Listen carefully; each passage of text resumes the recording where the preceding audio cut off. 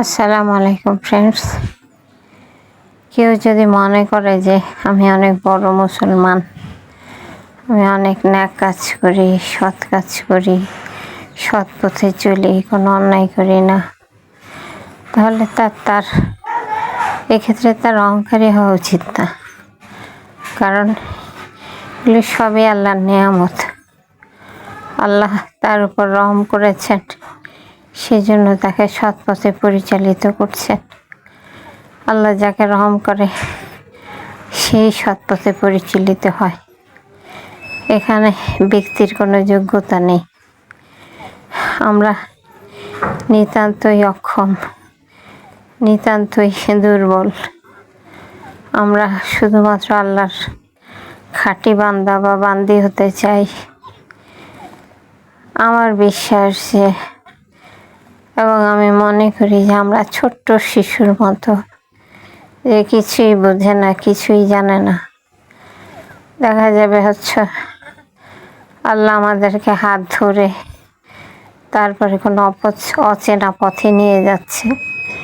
একটা ছোট্ট শিশুকে যদি একটু হাতটা ছেড়ে দেয়, সে ড্রেনে পড়তে পারে, বাসের নিচে পড়তে পারে, ভুল রাস্তায় যেতে পারে, মানুষের দ্বারা অপহরণ হতে পারে। তাই আল্লাহ সর্বক্ষণ আমাদের হাত ধরেই এসছেন।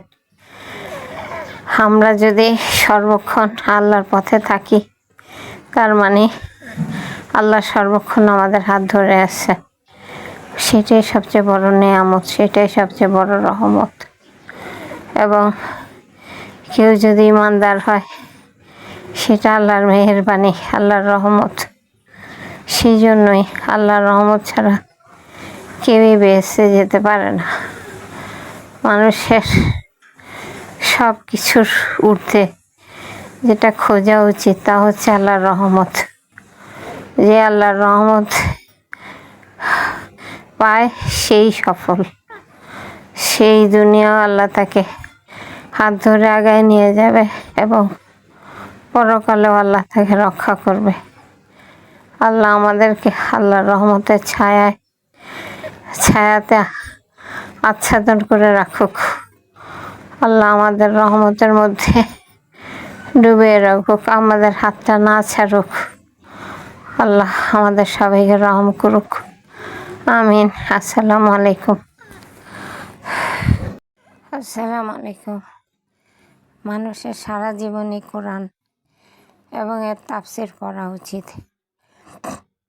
এক এক বয়সে কোরআন পড়ে এক এক ধরনের উপলব্ধি আসে। কেউ যদি মনে করে আমি জীবনে একবার কোরআন পড়েছি, এর তাফসীর পড়েছি, আমার দায়িত্ব শেষ, তাহলে আসলে ঠিক না। দেখবেন একই কোরআন, একই তাফসীর 20 বছর বয়সে পড়লে যেতটুকু বুঝতে পারে কেউ 30 বছর পড়লে আর একটা অন্য ধরনের আরও ডিপার মিনিং বুঝতে পারে। 40 বছর বয়সে পড়লে আরও ডিপার মিনিং বুঝতে পারে।